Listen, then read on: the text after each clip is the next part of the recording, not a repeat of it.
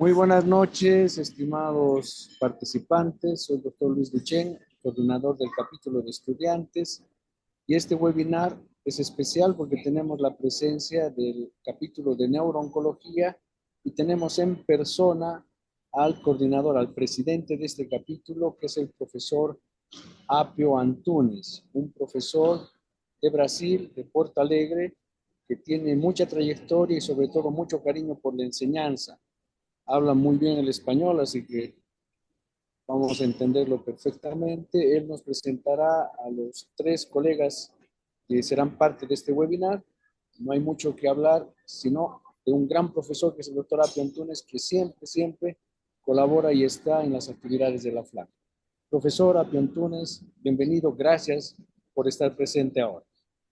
Muy bien, saludos, querido amigo Miguel. Es un gusto estar por acá hoy. Y de parte del capítulo de neurooncología, tenemos dos webinars, uno en diciembre y otro en enero. Y el tema son los tumores cerebrales. Y en esta fecha hoy vamos a tener tres jóvenes neurocirujanos, uno de Santa Catarina, que es el estado vecino a nosotros, otro de Mato Grosso y la doctora Mayra, que trabaja con nosotros en Porto Alegre. El tema hoy serán los tumores, el diagnóstico clínico, radiológico y criterios clínicos, de manera que eso sea el preparo para la reunión que sigue en en enero, por el tratamiento quirúrgico. Entonces, vamos de inmediato a empezar con la doctora Beatriz. Por favor, la palabra es suya, doctora. Olá, buenas noches a todos. Já peço desculpas, meu espanhol ele não é muito bueno. Vou apresentar em português, mas qualquer dúvida, estou à disposição para tirar dúvidas. Colocar aqui, todos olhando, conseguem ver minha tela? Perfeitamente. Eu sou a doutora Beatriz, eu sou neurocirurgiã, eu trabalho na cidade de Blumenau atualmente, em Santa Catarina. E é um prazer hoje estar aqui ao lado de colegas, neurocirurgiões oncológicos excepcionais. E hoje nós vamos começar o nosso webinar falando sobre a epidemiologia e a fisiopatologia dos tumores cerebrais primários e secundários do sistema nervoso central. Lembrando que essa aula não tem nenhum conflito de interesse com essa aula. Iniciando, antes da apresentação, falar um pouco sobre as principais bases de dados epidemiológicas utilizadas na neurooncologia. Então, entre essas principais bases de dados estão o CIR, o programa CIR, que se destaca como a mais ampla e robusta base de dados. Ele trata-se de um programa mantido pelo Instituto Nacional do Câncer dos Estados Unidos, que coleta dados populacionais de câncer há muitas décadas. E atualmente o CIR ele cobre quase metade da população norte-americana, o que confere um grande poder estatístico em análise, especialmente para os tumores do sistema nervoso central. Além dele, nós também temos o CBTRUS, que é específico para tumores do sistema nervoso central. Ele acaba complementando o CIR, trazendo análise mais detalhada e voltada exclusivamente para tumores do sistema nervoso central. E o NCDB, ele é um banco de dados hospitalar, ele já é diferente, ele reúne algumas informações de instituições que são acreditadas, e ele avalia principalmente as condutas terapêuticas, padrões de tratamento e resultado de prática clínica real. Então, ele faz muito mais isso do que estimar realmente a incidência como os outros bancos de dados. A gente, além deles, tem o TCGA, que tem um foco diferente, ele é um banco genômico e molecular, é muito usado em pesquisa translacional, e o GBD e os registros europeus de câncer, que também trazem dados populacionais mais amplos, não tanto sobre cânceres de sistema nervoso central, mas eles são bons para avaliar a carga global da doença e também as tendências temporais. Então, agora falando de tumores cerebrais, quando nós falamos deles, é importante lembrar que, apesar de serem relativamente raros quando comparados com os cânceres mais comuns de mama, pulmão, próstata, o impacto clínico e social dessa condição é desproporcionalmente alto. Mesmo com o menor número absoluto dos casos, os tumores cerebrais, eles ainda estão entre as principais causas de morte de câncer por câncer nas populações infantis, em adolescentes e adultos jovens. Quando nós analisamos a incidência por faixa etária, nós observamos que isso fica muito claro. Aqui na avaliação de adultos com 40 anos ou mais, os tumores cerebrais, eles ocupam aproximadamente a 7ª posição, ficando atrás dos outros tumores. Mas quando nós avaliamos os adolescentes e adultos jovens entre 15 e 39 anos, esse cenário muda drasticamente, sendo que eles ocupam o 2º lugar, ficando atrás apenas das mulheres com câncer de mama. Já na população infantil, a gente pode ver que o impacto é ainda maior, os tumores do sistema nervoso central eles são o tipo de câncer mais frequente, o que destaca a importância dessas neoplasias na oncologia pediátrica. Os tumores cerebrais, eles constituem um grupo extremamente heterogêneo, com múltiplos subgrupos histológicos e agora moleculares, e a maioria dos tumores primários do cérebro é não maligna, com destaque para o meningioma não maligno, que é o tipo mais frequente. E apesar disso, os tumores malignos, que representam uma parcela menor dos diagnósticos, são responsáveis pela maior parte da mortalidade, principalmente os gliomas malignos, dentre eles o glioblastoma. Esse contraste evidencia um ponto central aqui na neuro-oncologia, que é, embora muitos tumores cerebrais tenham um comportamento benigno, indolente, os tumores malignos, por si só, eles são muito agressivos, têm um pior prognóstico e um grande impacto clínico. Cerca de 80% dos tumores, eles pertencem à categoria dos gliomas. E dentre esse grupo, um pouco mais da metade, que é 60%, corresponde ao glioblastoma, que acaba predominando. Por isso que quando nós analisamos epidemiologicamente os gliomas, frequentemente o foco recai sobre glioblastoma. No entanto, esse grupo também inclui diversidade de outros subtipos, né? Dentro dos gliomas nós temos os astrocitomas, oligodendrogliomas e outros subtipos histológicos que nós vamos falar agora. E como vimos anteriormente, a incidência de tumor varia conforme a idade, e não seria diferente com os gliomas. De maneira geral, a gente observa um aumento progressivo na frequência dos gliomas, especialmente do glioblastoma, com o passar da idade. Então, a idade mediana do diagnóstico de glioblastoma hoje é em torno de 65 anos, o que significa que a maioria dos pacientes pertence a uma população mais idosa. Quando analisamos os tumores de menor grau, como astrocitoma de baixo grau, oligodendroglioma, o padrão muda um pouco. Esses tumores, eles tendem a apresentar uma distribuição bimodal, sendo mais frequente em idade mais jovem e daí novamente em idades mais avançadas, com predomínio durante a idade adulta média. Os homens diagnosticados com glioblastoma, desculpa, só um adendo aqui em cima, é que além das diferenças relacionadas à idade, a gente também observa ao longo de toda a vida que os gliomas ocorrem com mais frequência em homens do que em mulheres. E essa diferença entre sexos tende a aumentar com o avançar da idade. Então, os homens diagnosticados com glioblastoma geralmente apresentam uma pior sobrevida do que as mulheres também. Esse achado é consistente com dados nacionais e também séries clínicas e permanece mesmo sendo ajustado a fatores importantes como status funcional e o tratamento recebido. E, curiosamente, essa vantagem de sobrevida feminina, ela não é observada nos tumores de baixo grau. Então, os dados apresentados aqui, ele vem de 2 estudos diferentes. À esquerda aqui a gente tem os glioblastomas, wild type, e aqui os tumores não glioblastomas, né? Então, observa-se que existe um benefício de sobrevida para o sexo feminino nos tumores de maior grau, e nos tumores de menor grau essa diferença não existe. Não existe um único fator que explique tumores cerebrais, né? Não existe um único fator de risco. Então, há várias doenças genéticas monogênicas raras que aumentam a predisposição ao desenvolvimento desses tumores, mas elas acontecem numa parcela muito pequena dos casos. E um fator de risco bem estabelecido hoje é a exposição à radiação ionizante, especialmente em altas doses. Além disso, existem algumas associações que a gente vai falar agora para frente sobre desenvolvimento de gliomas e condições imunológicas especiais e também variações gênicas comuns.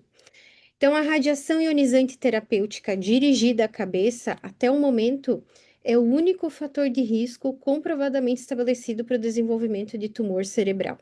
Essa associação, ela já foi demonstrada em vários estudos nesse corte israelense de Tinea Captis, no corte de sobreviventes de câncer infantil, e o risco ele não está relacionado à exposição baixa ou às exposições diagnósticas, mas sim à exposição de dose terapêutica, sendo que existem dois fatores de risco mais relacionados, que seriam a dose recebida e a idade no momento do diagnóstico da exposição.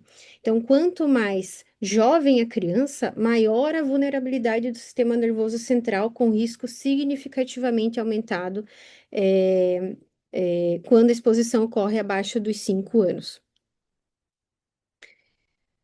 Quanto aos fatores de proteção, nós temos os fatores de risco e nós temos os fatores de proteção também. História de alergia, especialmente alergia respiratória, está associada a uma redução de aproximadamente 30% de desenvolvimento de gliomas. Os estudos populacionais e os biobancos, eles indicam que níveis mais elevados de IgE no diagnóstico sugerem um possível papel protetor da atividade imunológica para o desenvolvimento de gliomas. Assim como o uso de aspirina também está associada a um menor risco de desenvolver gliomas, especialmente quando existe um uso prolongado de aspirina em baixa dose, que é o que eles chamam de baby aspirin. O próximo fator que eu gostaria também de falar para vocês brevemente é que nós sabemos que o risco genético existe para gliomas. E ao longo dos últimos 15 anos, vários estudos analisaram as famílias nas quais múltiplos indivíduos desenvolveram glioma, e através disso eles identificaram diversos genes nos quais mutações raras aumentam o risco de desenvolvimento de tumores. Um exemplo clássico e muito bem estabelecido é o TP53, associado à síndrome de Li-Fraumeni, e além disso também foram identificadas associações importantes com o POT1, que faz parte do complexo Schilterina, envolvendo o processo dos telômeros, e com o gene TERT. Mas a gente também sabe que a maioria dos casos de glioma não ocorre em contexto familiar. Isso seria uns casos mais raros, né? Mas ocorre na forma de gliomas esporádicos. Então, são indivíduos sem histórico familiar da doença que desenvolvem. Então, nos últimos anos, os estudos de associação gênica, eles permitiram um avanço importante na compreensão desse risco genético. E até o momento foram identificadas 25 variantes genéticas comuns, presentes em até 5% da população, que em conjunto elas aumentam a susceptibilidade a desenvolver glioma. Essas variantes, elas explicam aproximadamente 30% do risco genético global, o que deixa claro para nós que uma parcela significativa do risco ainda permanece sem explicação.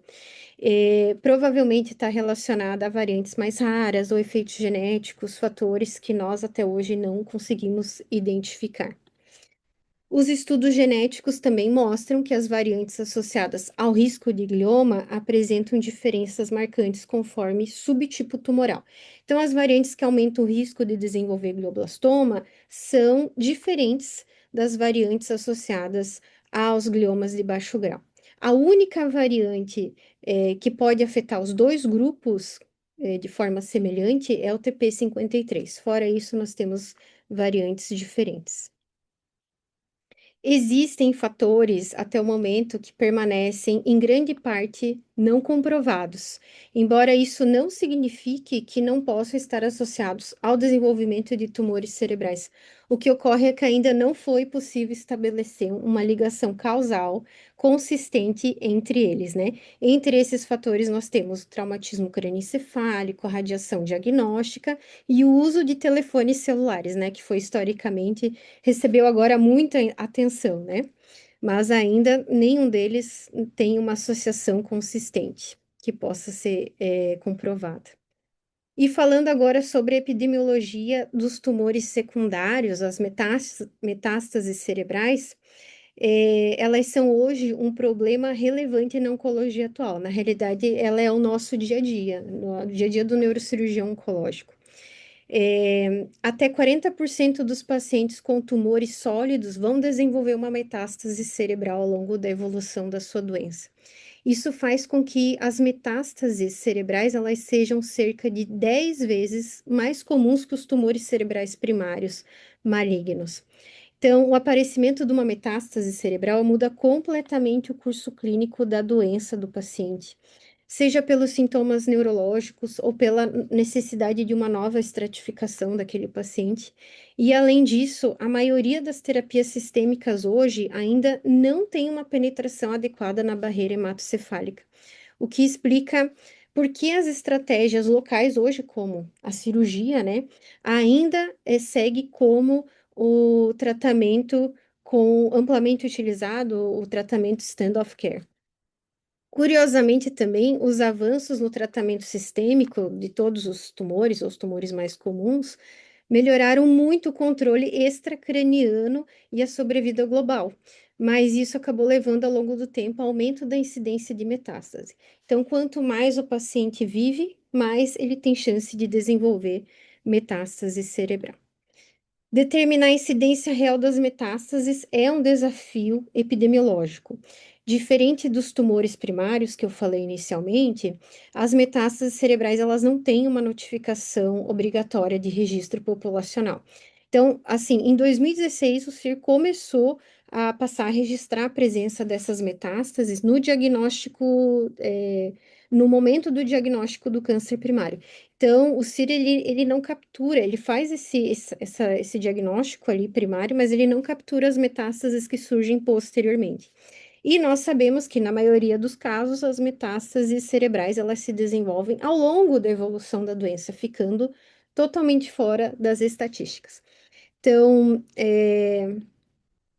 os tumores com maior propensão ao envolvimento cerebral, já na apresentação inicial, são os cânceres de pulmão, principalmente pequenas células e o adenocarcinoma, e o melanoma, são os dois principais. Os outros tumores, eles também apresentam uma incidência relevante, como carcinoma renal, alguns subtipos mais agressivos de câncer de mama, como HER2 positivo, triplo negativo, mesmo na ausência de rastreamento rotineiro do cérebro. E em contraste, a gente tem tumores que não metastizam comumente para o cérebro, como a próstata, né? Um ponto fundamental é que a incidência de metástase cerebral aumenta ao longo da evolução da doença, como eu falei antes, né? Então, nós temos um dado que 50% dos pacientes com câncer de pulmão, pequenas células, acabam desenvolvendo metástase cerebral ao longo do segmento, mesmo após ter registros iniciais negativos. Então, falando um pouco sobre cada um deles, os mais comuns, né? A gente tem as metástases cerebrais relacionadas ao câncer de não pequenas células. E ele é responsável por cerca de metade de todos os cânceres de metástases cerebrais, todos os casos de metástases cerebrais. Um aspecto importante é que em alguns pacientes se apresentam como uma única metástase cerebral nesse tipo de tumor. Então, acaba sendo que a cirurgia ela é curativa nesse caso. A maioria, na realidade, é assim, na nossa prática clínica, né? E a gente observa também o maior risco de disseminação intracraniana para tumores com mutação EGFR e ALK. E isso pode mostrar uma predisposição biológica, um tropismo cerebral, quanto maior a sobrevida desses pacientes, né? Nós temos também as metástases cerebrais relacionadas ao câncer de pulmão, pequenas células, e ele apresenta maior propensão à disseminação cerebral entre todos os tumores sólidos. Então, até 80% dos pacientes na autópsia, foi demonstrado em autópsia, né? 80% dos pacientes, eles desenvolveram metástases cerebrais ao longo da doença. Então, diante desse risco elevado, a irradiação craniana profilática, ela foi incorporada de uma maneira histórica, assim, no tratamento, né? Mesmo na ausência de doença intracraniana. Então, veja a importância que tinha isso, né? E tradicionalmente os pacientes com pequenas células e metástases cerebrais, eles eram tratados com radioterapia de cérebro total, né? Hoje já tem se questionado essa abordagem, especialmente em pacientes com número limitado de metástases, a gente tenta preservar a função cognitiva por meio de outras estratégias, né? Mas mesmo assim é um tumor muito agressivo. O melanoma é um dos tumores sólidos com maior tropismo por células do sistema nervoso central.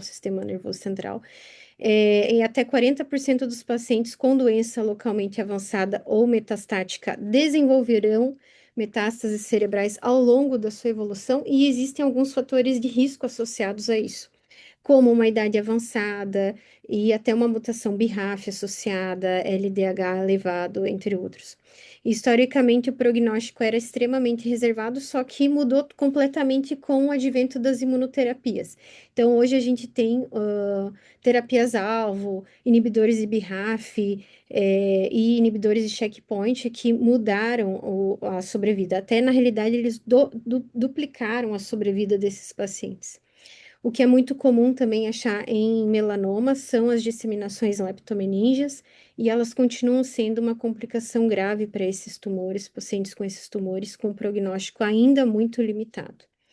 E por fim, mas não menos importante, vou falar um pouco sobre o câncer de mama, né? O risco de metástase cerebral no câncer de mama é fortemente dependente do subtipo molecular. Então, nos pacientes HER2 positivo e triplo negativo, eles apresentam um risco significativamente maior, tanto no momento do diagnóstico, quanto ao longo da evolução da doença, né? Em contraste, os subtipos hormônio receptores, né, ou HER2 negativos, eles apresentam um risco bem menor. Um desafio super importante aqui é, como não há uma recomendação de rastreamento cerebral rotineiro, muitos pacientes eles acabam chegando para nós em consultório com uma doença já localmente avançada. E aí, às vezes, nem a cirurgia é suficiente para o tratamento dessas lesões. O tratamento sistêmico intracraniano evoluiu muito nos últimos tempos, especialmente para HER2 positivo, com múltiplas opções de terapia-alvo, e no triplo negativo, a gente tem alguns marcadores imunológicos, como o PDL1, que ajudam a orientar a imunoterapia. E a disseminação leptomeninge ainda continua sendo uma complicação frequente, com o prognóstico reservado para essas pacientes. Concluindo que a epidemiologia dos tumores cerebrais, ela ainda tem muito espaço para avanço. Apesar do progresso que a gente teve recente, tem muita lacuna no conhecimento, especialmente em mensuração de fator de risco, a qualidade da padronização dos dados. Então, tem muito estudo antigo que usa a categoria diagnóstica ainda considerada hoje obsoleta. Então, se tem motivado muito as iniciativas para reclassificação molecular e histológica, e isso permite que as análises sejam mais relevantes e clinicamente relevantes nesse caso, né? Outro ponto central é o crescente interesse também em entender qual que é o papel biológico, do sexo biológico e da etnia, uma vez que a maioria das pesquisas é feita com populações brancas de origem europeia, e que limita muito a compreensão dos riscos e do prognóstico nesses grupos, né, e outros grupos também.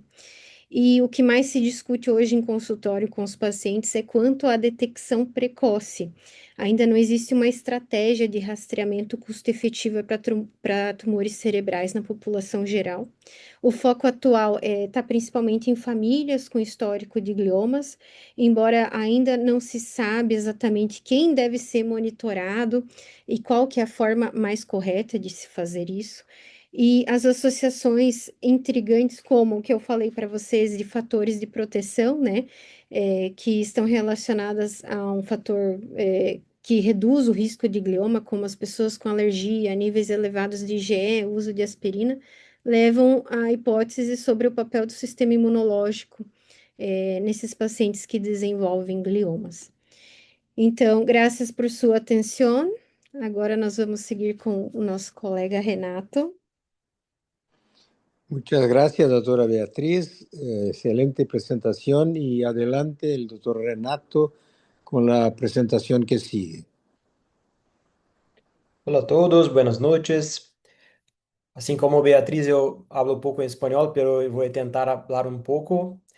Y si tiene algo que no comprendes, puedes hablar, puedes sacar o a levantar la mano que eu vou tentar falar um pouco.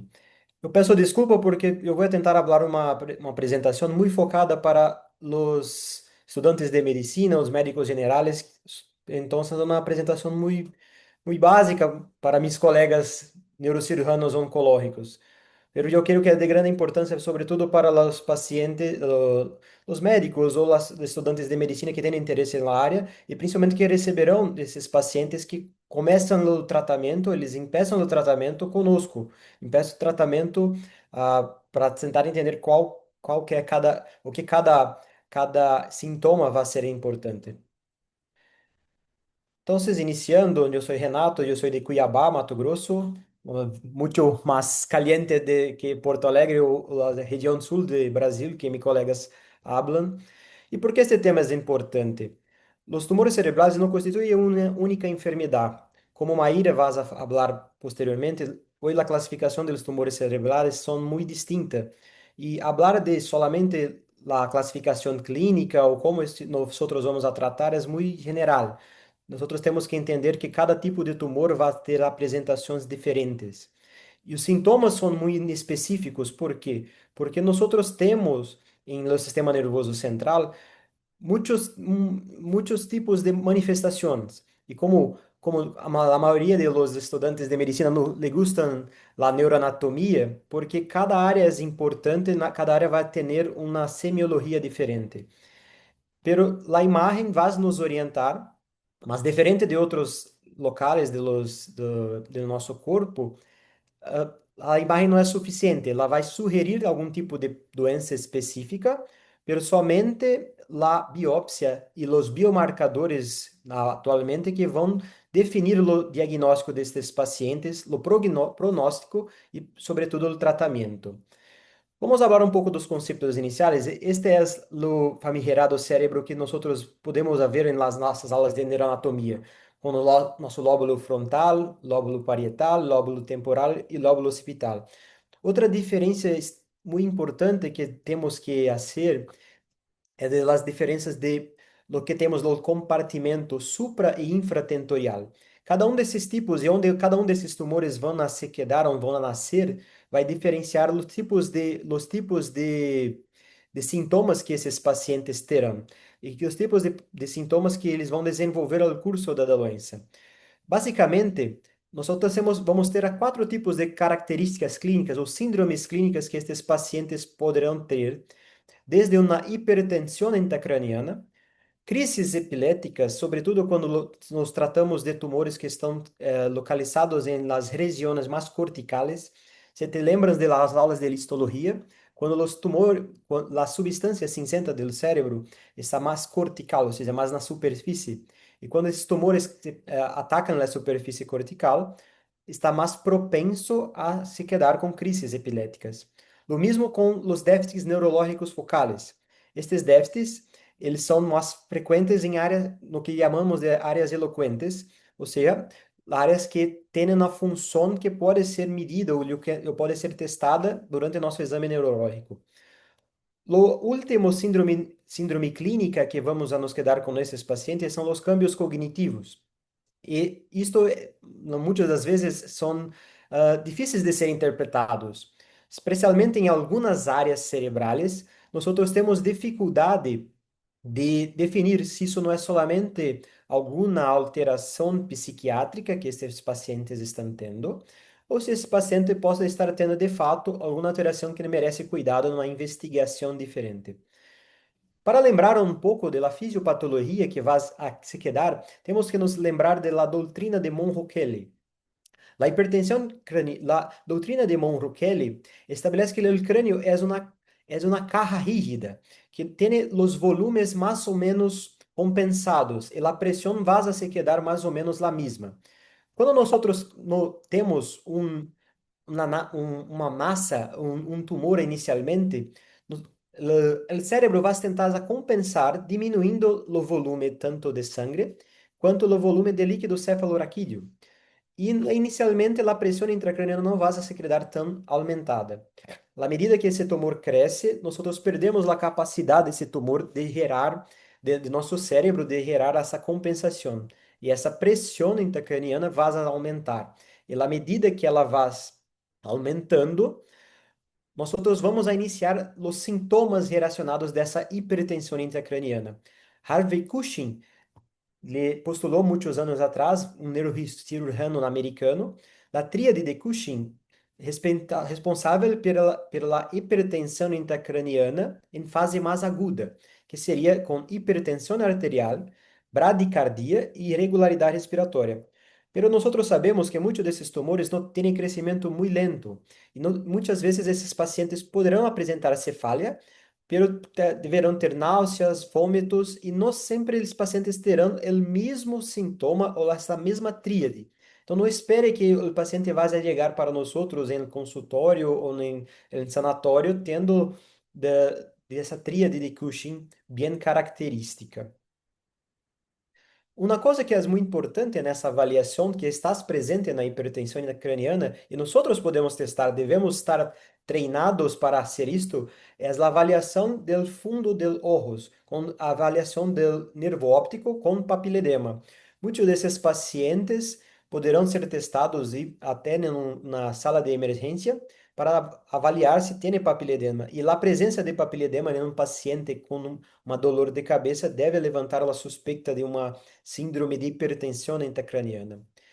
Mas temos que falar, que, como já he falado, que a importância da localização tumoral. Cada lóbulo cerebral tem sua importância e tem sua função diferente. O lóbulo frontal, que é delimitado pelo sulco pré-central, toda a porção adelante e para cima da fissura silviana, com os seus giros frontais inferior, superior, médio e superior, vão estar relacionados muito à nossa personalidade. E tumores que se quedarão, ou lesões do lóbulo frontal, gerarão cambios de conduta e personalidade.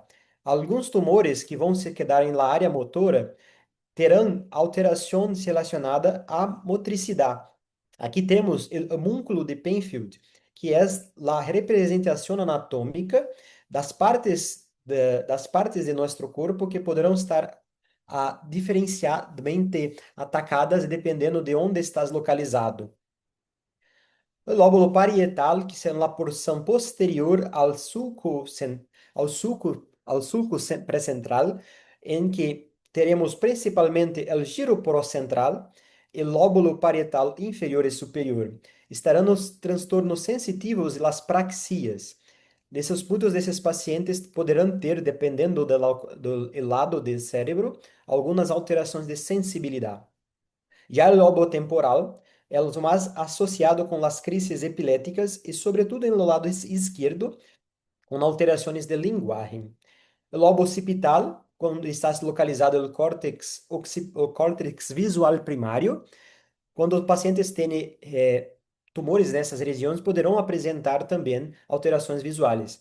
Algo importante de falar, principalmente quando falamos de localização, é que nem sempre, quando pensamos em crises epiléticas de cada uma dessas regiões, vamos falar de convulsão. Muitos pacientes, como por exemplo o lobo temporal, podem apresentar crises de perversão olfatória, com cacosmia. O paciente não vai ter uma crise convulsiva e pode se quedar muito tempo manifestando com essas apresentações antes de pensar que se é um tumor cerebral. O último lobo insular, que está localizado por dentro do cérebro, muito associado com crises epiléticas de difícil manifestação e também as proximidades com os núcleos da base e a cápsula interna, podendo gerar danos motores ao paciente. O cerebelo, no tronco cerebral, também é outro local de muita importância porque muitos pacientes terão déficits de pares cranianos, além de ataxia, vertigo e alterações de la marcha. Com muitos tumores, inclusive as metástases, que vamos falar um pouco, quando se quedam nessa região, que é um lugar de muita prevalência desses tipos de tumores, podem interromper o fluxo do líquido cefalorraquidiano, ocasionando hidrocefalia. Uma coisa muito importante também de falar, principalmente para uma população um público de generalistas, é a cefaleia, que é talvez um dos principais tipos de sintomas e com certeza os dois lados dos tipos de patologias. Quando temos um paciente que chega a nós com cefaleia, o maior medo que eles têm é de ter um tumor cerebral. E mesma coisa, paciente com tumor cerebral, eu fico em dúvida se é justamente do tumor a causa da cefaleia. Nós sabemos que 30 a 50% dos pacientes que têm tumores cerebrais terão cefaleia ao longo de sua evolução. Ela é mais comum nos tumores de crescimento muito rápido, como eu digo, por conta da hipertensão intracraniana, nos tumores que têm edema peritumoral significativo e aqueles associados a uma hipertensão. Sin embargo, a incidência de tumores cerebrais é muito baixa nos pacientes generais com cefaleia. Menos de 1% de los pacientes que têm algum tipo de cefaleia vão ter algum tipo de tumor. De modo que temos que ter alguma forma de estratificar esses pacientes para saber se todo caso necessitará de realizar um exame de neuroimagem. Nós sabemos que se solicitarmos uma tomografia ou uma ressonância para todos os pacientes, não há sistema de saúde que vai a se sustentar. E temos alguns tipos de classificações, e uma das que mais gosto, a mim me gusta mais, é a de SNOOP4, que temos, para lembrar do cantante Snoop Dogg, que é um acrônimo para S de sistêmico, sintomas sistêmicos que esses pacientes vão ter, ou o paciente tem já um diagnóstico de outro tipo de tumor cerebral. Neurológico, como já he falado, se algum tipo de dano ou déficit neurológico focal. E da older, de pacientes acima de 50 anos que poderão iniciar com a cefaleia nova, onset, ou de sintomas súbitos, e de los 4 P's, de papiledema, tinnitus pulsátil, posicional e precipitado por exercício. Toda vez que temos pelo menos um destes sintomas, que se chamam os sinais de alarme, teremos que pensar que necessitaremos realizar algum tipo de exame de neuroimagem. E lá a primeira pergunta é que tipo de exame realizar? Quando esse paciente se apresentou para nós, a maior parte de nós neurocirurgianos vamos a querer o melhor exame, a melhor máquina, especialmente a ressonância magnética. Pero muitos desses pacientes, como já he falado, vão chegar para ustedes ou para o generalista para saber se ele necessita ou não realizar algum exame. E a tomografia computadorizada será lá, na maior parte das vezes, o exame de lesión. Mas sabemos que para avaliar com mais definição, a ressonância será o exame indicado posteriormente a ser diagnosticado. E temos que lembrar que a ressonância magnética, todos nós, outros especialistas ou não, teremos que saber sobre as sequências que temos. Nós temos a sequência de T2.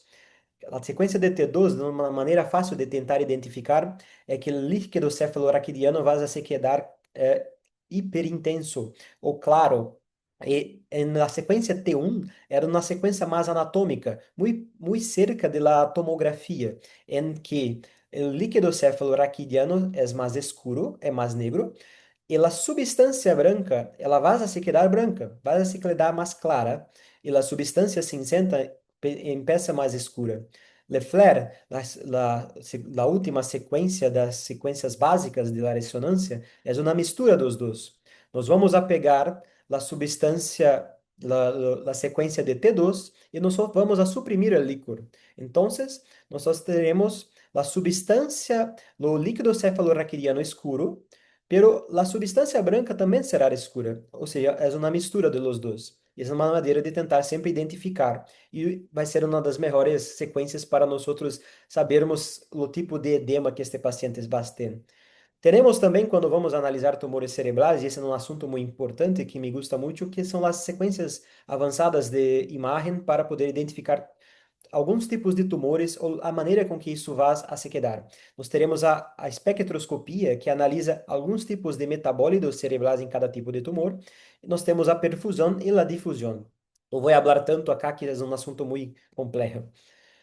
Por último, para falar um pouco da minha aula sobre a importância dos biomarcadores. Mayra vai falar sobre a classificação do OMS, pero que tenho a falar que desde 2016 e na última classificação de 2021, nós hemos incorporado alguns tipos de marcadores que vamos a ver em em las láminas de patología. Isso é muito importante porque até então somente a lâmina simples era suficiente para classificar esses tumores. E agora nós temos que ter biomarcadores. E por que isso é importante? Porque nós teremos uma terapia personalizada melhor. Teremos uma melhor classificação e uma melhor categorização desses pacientes. Mas nós sabemos que toda vez que os oncologistas ou nós começamos a falar sobre estes, essas letras e esses números, nós que gostamos da cirurgia vamos a quedar dormindo. Ninguém gosta, nadie gosta desse tipo de assunto. Pero eu vou falar apenas de um, de IDH, de IDH, que é um tipo de marcador biomolecular presente no ciclo de Krebs, que pode ser avaliado em la imunohistoquímica de todos os tipos de tumores. E desde 2016, e principalmente na última classificação de 2021, se tornou um tipo muito importante de classificação dos tumores, principalmente porque a presença de la mutação IDH1 é muito importante porque confere um melhor pronóstico. Ou seja, os pacientes que têm a mutação IDH, os gliomas que têm essa classificação, terão um melhor prognóstico do que os que têm IDH wild type, ou seja, que têm lá IDH negativo. Então, os glioblastomas são, por definição, IDH wild type, IDH negativos. De uma maneira que eu gosto, eu vou terminar em poucos minutos, maneira que eu gosto de apresentar, ou de maneira que eu gosto de tentar falar com os estudantes, ou de ministrar as aulas, é de tentar encontrar algumas maneiras anedóticas de tentar juntar muitos tipos de tumores com alguns exemplos. Isso que muitas vezes é mais fácil de lembrar. E nós vamos para o nosso ambulatório fictício de tumores cerebrais.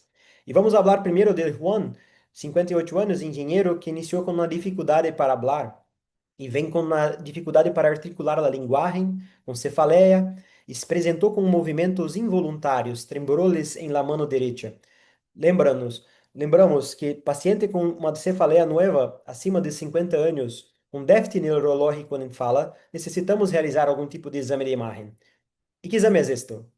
Esto é uma tomografia de crânio em cortes axiales com contraste. E nós podemos ver a presença de uma lesão hipodensa em la tomografia com uma captação periférica do contraste, com muito edema adjacente a essa lesão em la região direita.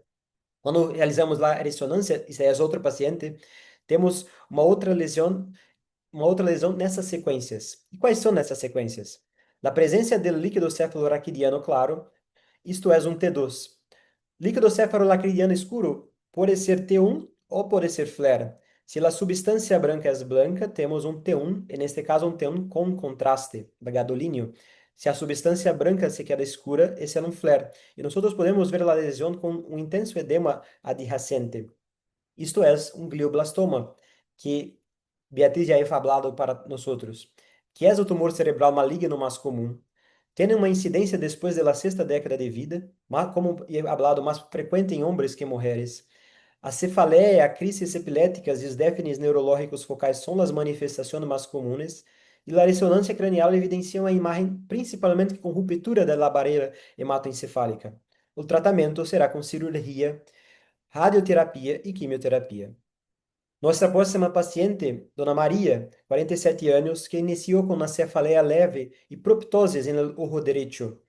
Ela refere que vem apresentando perda visual nos últimos anos, com a perda progressiva, e vem notou que o olho direito está mais proeminente. Na paciente com déficit neurológico progressivo, com uma cefaleia que não resolve, necessitamos também realizar algum tipo de imagem. Temos uma tomografia de crânio que, se olhamos unicamente para as partes moles, não vamos a notar nenhum tipo de alteração. Pero quando olhamos a janela de la fase óssea, vemos uma hiperostose na região de asa de esfenoide e na região orbitária esquerda. Quando vacilamos na ressonância de outro paciente parecido, temos a maneira com que esse tipo de lesão se manifesta em la ressonância. uma lesão que capta muito contraste de forma muito homogênea e que podemos ver que esta fase de contraste tem uma cauda, que nós chamamos de cauda dural, que é muito comum nos tipos de tumores que é o meningioma, que é o tumor um dos tumores cerebrais mais comum, maior frequência em mulheres, presença em la terceira e quarta década de vida. A grande maioria serão grado 1 de la OMS, e a cirurgia continua sendo o tratamento de lesão e a radioterapia para casos mais avançados. Nosso último caso, Dona Juana, que teve uma cefaleia de início recente, mas que já referia que tem um tratamento para câncer de mama há 5 anos, e até o momento estava utilizando tamoxifeno, um inibidor hormonal. E há 12 meses começou a apresentar uma cefaleia nova. Como é hablado Beatriz, nosotros não temos uma maneira de rastreio para pacientes que já têm um diagnóstico de câncer, pero pacientes que começam com um sintoma neurológico novo, que já têm um diagnóstico passado de neoplasia, necessitam realizar algum exame de imagem. Nessa tomografia, sem contraste, nós vemos essa presença dessa lesão hiperdensa na região parieto-occipital do lado direito. E como hacemos uma ressonância, nós podemos ver que na face com contraste temos algumas lesões, mas mira que quando vemos o flare, a área hiperintensa é desproporcionalmente maior do que o tamanho da lesão. Esse tipo de manifestação de lesões muito ovaladas, pequenas, ou muitas vezes múltiplas, mas com uma área de edema muito maior, é bem típico da lesão metastática. E assim se apresenta na cirurgia. Hacemos lesões e nós podemos perceber que esta lesão é muito diferente muito diferente do parênquima cerebral adyacente. E nós podemos conseguir separar com um pouco mais de segurança. As metástases cerebrais, então, tem uma apresentação variada ao longo do largo da vida. E, como já é dito, Beatriz, o mais comum são pulmão, mama e melanoma. Confere um pronóstico pior. E a ressonância tem esta característica, uma desproporção do tamanho da lesão com edema. O tratamento hoje é muito variado dependendo do tipo, cirurgia, radioterapia, quimioterapia, terapia dirigida.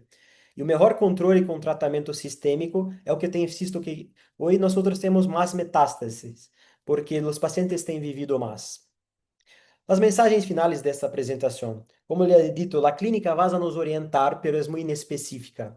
Nossa imagem, temos que saber, vai nos sugerir que tipo de tumor é, mas somente os biomarcadores ou os tipos patológicos vão definir. E nós temos que ter um enfoque integrado e multidisciplinário ao longo do curso dessa doença. Seja com quem vai a diagnosticar na atenção primária e no pronto-socorro, seja quem vai a tratar com cirurgia ou algum tipo de tratamento oncológico. Este é meu equipo que temos prazer de trabalhar com, somos em todo em 14 neurocirurgianos e 5 residentes. Gracias por la oportunidad. Muchas gracias, doctor Renato. Muy buena presentación. Y de inmediato pasamos a la última, que es la doctora Mayra, para complementar esta webinar inicial. Doctora Mayra, por favor. Buenas noches a todos. Gostaria de pedir primeiramente desculpas, o meu espanhol não é muito bom. Será em português a minha apresentação, mas qualquer dúvida estou à disposição. Vou compartilhar a minha tela.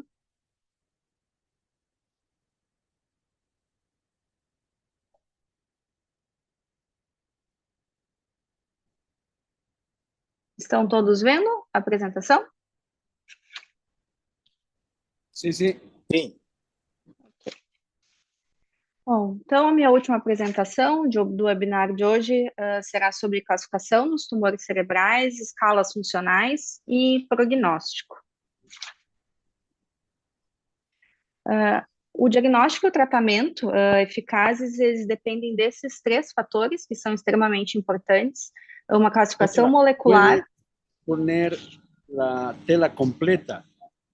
Sim. Por favor. Obrigado. Sim? Ok. Tá bem? Sim, tudo bem.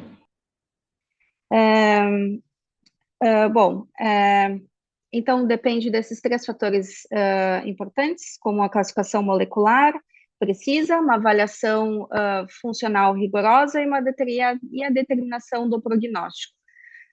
O meu foco nessa apresentação será explorar a nova classificação da Organização Mundial da Saúde, as escalas funcionais-chave e os fatores prognósticos dos tumores mais prevalentes.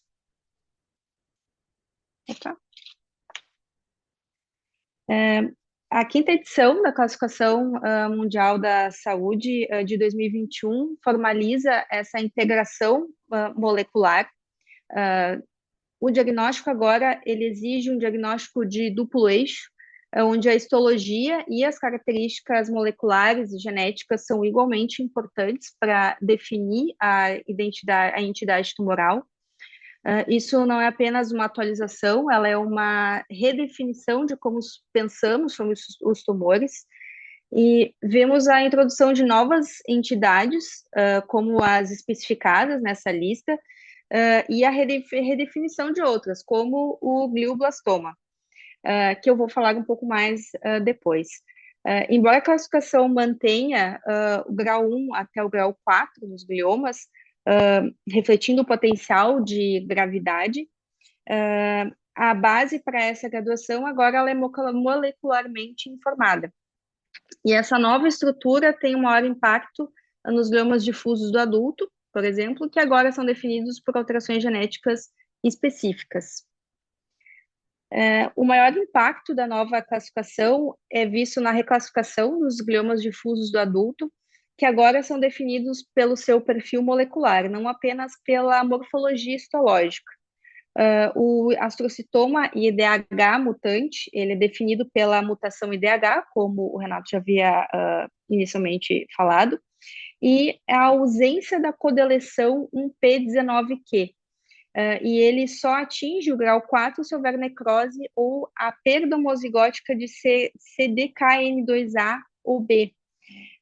E o oligodendroglioma IDH mutante, ele é definido pela presença dessas alterações.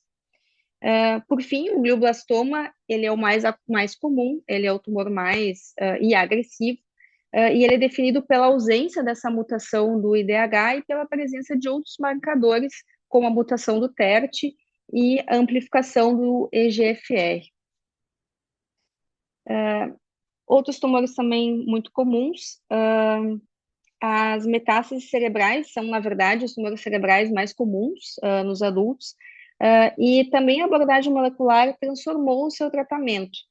A chave aqui é que o tratamento sistêmico das metástases cerebrais não é mais apenas com radioterapia ou cirurgia, ele também é guiado pelo perfil molecular do tumor primário.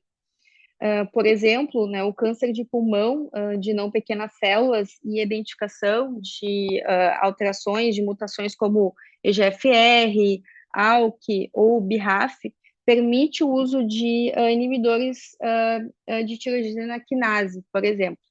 Da mesma forma, metástases de melanoma, com a mutação do BRAF V600E, respondem dramaticamente a inibidores do BRAF, como, por exemplo, uma droga chamada vemurafenib.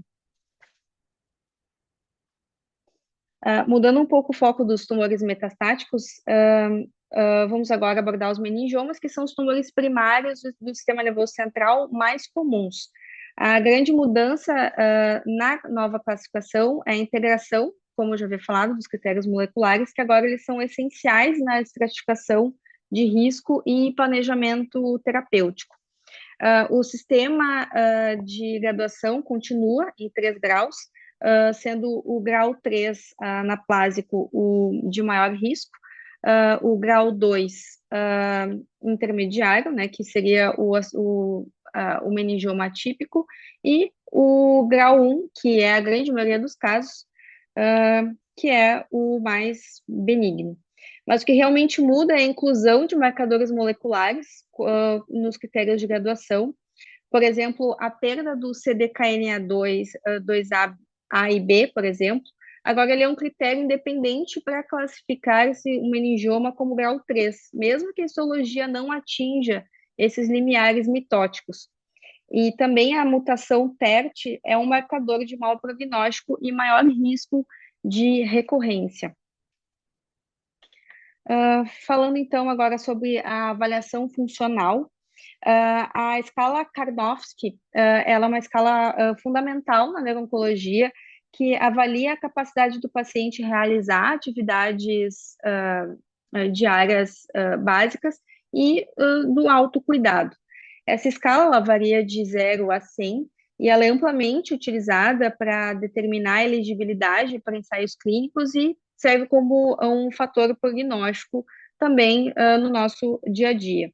Um KPS de 100 significa atividade normal, enquanto um KPS de 70 indica que o paciente está ativo, mas com uma atividade diminuída. Um KPS de 50 já significa que o paciente requer assistência considerável. Outra escala também é a Eastern Cooperative Oncology Group, ou ECOG. Ela é uma escala que ela é preferida em vários ensaios clínicos pela sua simplicidade e rapidez. E ela utiliza uma escala de 0 a 5. Ela é fundamental também correlacionar esses scores, né? O ECOG 0 ou 1 indica que é um paciente ativo, que não está internado, não está em hospital, enquanto um ECOG 4 significa uma incapacidade severa, com um paciente confinado à cama, e essa classificação ela tem um peso prognóstico importante e ela também define elegibilidade para tratamentos agressivos. Um paciente com ECOG 3 ou 4, por exemplo, ele raramente vai ser candidato a um protocolo de tratamento mais agressivo. No entanto, existe uma limitação no ECOG, assim como no KPS, na escala de Karnofsky, que ele, na verdade, ele avalia o status funcional geral e não o déficit neurológico específico, o que nos leva também a buscar ferramentas mais refinadas nesse sentido. Embora as duas escalas anteriores nos deem uma visão geral, essa escala NANO, né, ou Neurological Assessment in Neuro-Oncology, ela oferece uma avaliação mais detalhada e específica do status neurológico. Ela foi desenvolvida para ser sensível às mudanças sutis na função neurológica, que são muito comuns em tumores cerebrais. Ela, então, avalia 9 domínios neurológicos, chave, que desde a função motora até a cognição e linguagem, e essa especificidade é a grande vantagem clínica dessa escala. Ela nos permite, então, detectar deteriorações ou melhoras em que as escalas funcionais gerais podem até ignorar. E o importante é que existe uma integração dessa escala com os critérios RANO, né, que é o Radiologic Assessment in Neuro-Oncology, que é uma escala que avalia alterações em exames de imagem. Então, essa avaliação global de exames de imagem com critérios neurológicos, ela é extremamente importante para incorporar na prática clínica e também para estruturar e deixar mais padronizada a avaliação também em ensaios clínicos. A avaliação funcional completa, ela exige que nós olhemos também além dessas escalas de desempenho, também incorporando a perspectiva do paciente e a avaliação de atividades diárias, enquanto as escalas que eu já havia falado, né, a KPS e ECOG nos dão uma visão clínica do desempenho. Por exemplo, tem o índice de Bartel e a escala de ranking modificada, que nos fornecem dados sobre independência e atividades da vida diária. E, além disso, também existem ferramentas como a EORTC e a Affect Brain, que capturam o impacto subjetivo da doença e do tratamento. E essa avaliação ideal, ela combina o que nós, da equipe assistencial, observamos que o paciente relata. Então, a visão integrada é o que realmente define o sucesso, né, do tratamento e a avaliação mais adequada. Então, por fim, falando sobre fatores prognósticos, Nos gliomas, a classificação molecular de 2021, ela superou a histologia como fator prognóstico. O marcador mais crucial, como havia também o Renato já havia falado, é a mutação do IDH, que confere, então, um prognóstico significativamente melhor nos pacientes que têm IDH mutante. Outra alteração, como a codeleção dos segmentos 1p19q, não só define, não define histologicamente o diagnóstico de oligodendroglioma, mas também prediz uma resposta melhor também à quimioterapia. No glioblastoma, também a metilação do promotor do gene MGMT também é um preditor muito importante a resposta a agentes alquilantes, como os que são os mais utilizados no tratamento desses tumores, que é a radioterapia e também a temozolomida, que é um quimioterápico utilizado no tratamento desses pacientes. E também aos fatores clínicos, como a extensão da ressecção, também ela é extremamente importante como um fator prognóstico, e também o status funcional do paciente no momento do diagnóstico, e também a idade. Nós sabemos que quanto mais idoso o paciente ao diagnóstico, ele vai ter um prognóstico pior. Em relação às metástases cerebrais, a chave, né, mais importante, né, o foco, é que o tratamento sistêmico das metástases, ele não é mais apenas a radioterapia, né, ou a cirurgia, ele também é guiado pelo perfil molecular. Existe um instrumento para graduar a sobrevida de pacientes com um diagnóstico de metástases cerebrais, que é o Graded Prognostic Assessment, que ele utiliza alguns fatores importantes, como o tipo do tumor primário, isso influencia bastante, a idade, que nós sabemos que pacientes mais jovens terão um melhor prognóstico, o status funcional, que pode ser mensurado pela escala de Karnofsky, o número de metástases cerebrais, né? Então, nós sabemos que uma única metástase cerebral tem um melhor prognóstico que metástases múltiplas, e metástases extracranianas, né? Então, uma doença não controlada fora do sistema nervoso central terá um pior prognóstico. Além disso, como eu já havia falado também, marcadores moleculares, como a presença de mutação de GFR, ALK, nos tumores de pulmão, não pequenas células, permitem também uma terapia dirigida, né?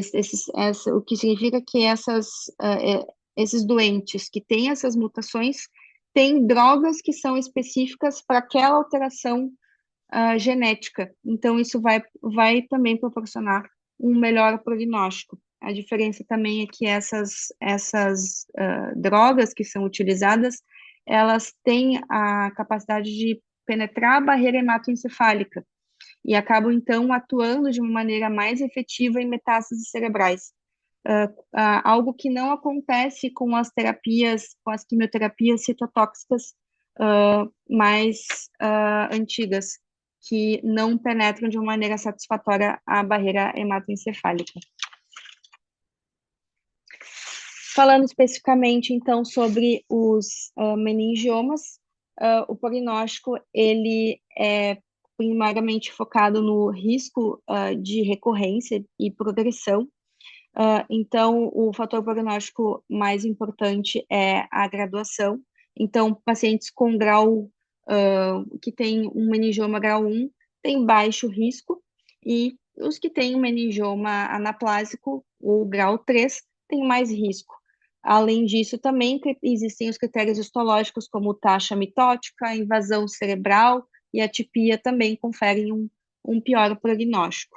Existem também alguns marcadores moleculares, como a perda do gene CDKN2A e B, que associados eles proferem um prognóstico pior.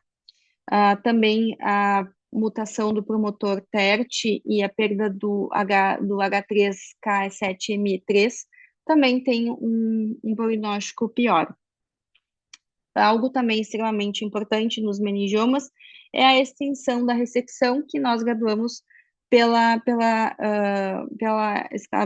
graduação de Simpson, e que uma ressecção completa, né, ou grau 1, é um fator prognóstico cirúrgico que é extremamente favorável. Também, meningiomas também que são localizados na base do crânio, eles têm menor risco que os de alta convexidade, que têm uma tendência a serem mais agressivos. E também, obviamente, a idade, ela confere um maior risco de recorrência ou, então, um pior prognóstico. Então, por fim, a classificação da Organização Mundial da Saúde de 2021, ela padronizou o diagnóstico dos tumores cerebrais e fazendo com que a biologia molecular seja um requisito importante, indispensável para a classificação dos tumores. As escalas funcionais, elas são ferramentas clínicas que são essenciais para nos guiar no manejo terapêutico e são também indicadores prognósticos importantes. Os fatores prognósticos, eles são multifatoriais, eles dependem da idade, o status funcional do paciente, a extensão da ressecção cirúrgica e também dependem do perfil molecular tumoral. E a integração desses três elementos, eles permitem uma estratificação de risco mais precisa e também a personalização do tratamento segundo o perfil individual do paciente. E também não podemos esquecer também da importância do tratamento multidisciplinar do paciente neurooncológico, que envolve não apenas nós, neurocirurgiões, mas também oncologistas, radioterapeutas, neurologistas, que acompanham esse paciente ao longo de toda a sua caminhada no tratamento da doença. Então, só gostaria, então, de finalizar, agradecer mais uma vez o convite do professor Apio, do Dr. Luiz. Aqui são algumas pessoas que foram, né, e são muito importantes na minha caminhada neurocirúrgica e neurooncológica. E, por fim, gostaria de agradecer o convite. Muito obrigada. Muchas gracias, doctora Mayra. Fueron 3 presentaciones espectaculares desde el punto de vista didáctico, de manera que ahora de inmediato paso la palabra al coordinador total de este grupo, que es el doctor Duchen, para las consideraciones finales y manifestación. Doctor Luis. Muchísimas gracias. El objetivo de este espacio es que médicos generales y estudiantes de medicina tengan una aproximación al trabajo que desempeñamos los neurocirujanos en América Latina. Es importante cada uno de los aportes que han hecho y yo solamente les voy a pedir a cada uno que hagan un énfasis específico en el mensaje. Yo quería, doctora Beatriz, que nos ayude a establecer cuán beneficioso es hacer un diagnóstico precoz en un paciente con los tumores cerebrales, cuánto le cambia el pronóstico, la calidad de vida y la oportunidad de curación a estos pacientes. ¿Por qué hago este énfasis? Porque los médicos generales, los médicos de atención primaria, los médicos de cabecera, son los que deben sospechar de algunos de estos casos para encaminarlos hacia los especialistas. Pero para que ellos se animen a estudiar, a entender la clínica, ¿cuánto realmente mejora el pronóstico en general en los tumores cerebrales si el diagnóstico es precoz? ¿Cuál es su experiencia, doctora Beatriz? Voy a responder en mi español un poco, no es muy bueno, pero mi experiencia es, como lo dice en la presentación, es sobre principalmente los factores de riscos relacionados, como a pacientes que já foram expostos à radiação, a tratamentos com irradiação em la cabeça, com doses terapêuticas. Eu disse sobre pacientes pediátricos, mas hoje nós temos pacientes também que são submetidos à radioterapia em altas doses. E esses pacientes também possuem este fator de risco especialmente. Temos que fazer exames periódicos para esses pacientes e acompanhá-los de perto. São pacientes de maior risco. Também na prática clínica, pacientes que apresentam uma manifestação familiar. Como lo disse, não é o mais comum, pero quando tem a minha madre ou eu tenho duas neoplasias simultâneas em meu histórico. Isto é uma red flag, né? Uma bandeira vermelha para pesquisar tumores. Mas hoje não existe ainda um rastreio, protocolo de rastreio específico. Creio que daqui a alguns anos teremos principalmente nas metástases, algum protocolo específico, principalmente no diagnóstico inicial e após no seguimento, porque hoje não existe isso em todos os tumores mais comuns onde temos metástases, sim. Mas para a prática clínica é muito difícil ainda. Temos que identificar os fatores de risco, que são os mais comuns, como a irradiação, e a partir disso, ou alguma apresentação familiar, ou alguma coisa assim, para tentar identificar, pero é muito difícil ainda. Perfecto. Doctor Zenato, usted dio una palestra muy didáctica, la verdad me gustó bastante por el tipo de público que tenemos. Creo que se entendió bien, pero quisiera que nos haga énfasis cuáles serían los síntomas de alarma que un médico general debe buscar, debe pesquisar para identificar un paciente con un probable tumor cerebral. ¿Cuáles serían los síntomas que ellos tienen que tener en mente para identificar un tumor cerebral en su experiencia? Doctor Zenato.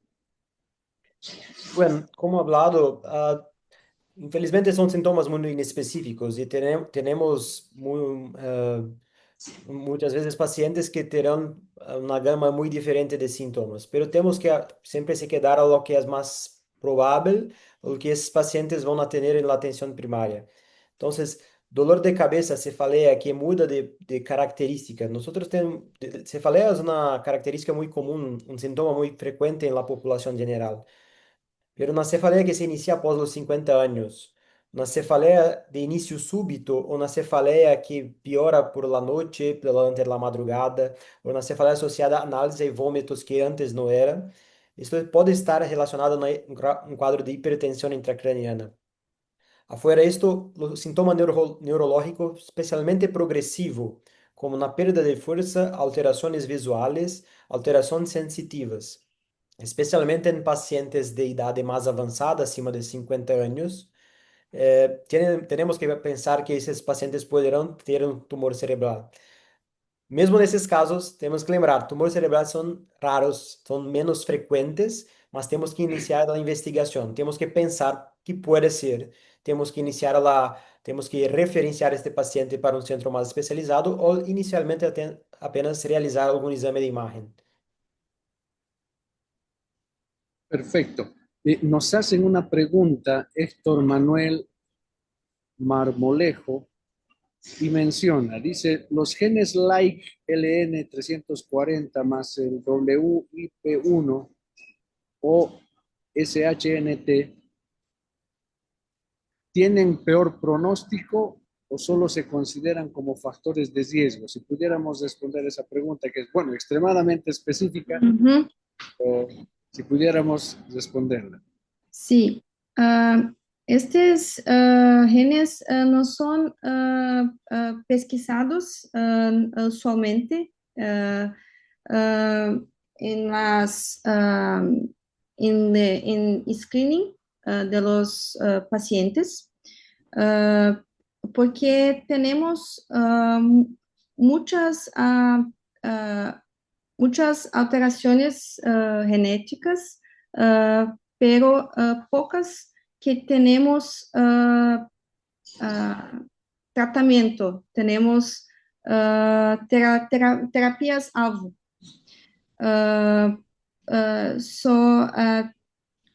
Entonces, Fala português, tranquilo. tá bem. Então, essas alterações genéticas, elas não são comumente pesquisadas. Então, elas podemos considerar como fatores de risco apenas. Possivelmente em estudos genéticos, como aqueles estudos de NGS que sequenciam uma série de genes, eles podem aparecer, mas usualmente não utilizamos esses como um fator prognóstico. Bueno, hablar de genes es bastante complejo y para médicos generales creo que es un poco nivel avanzado.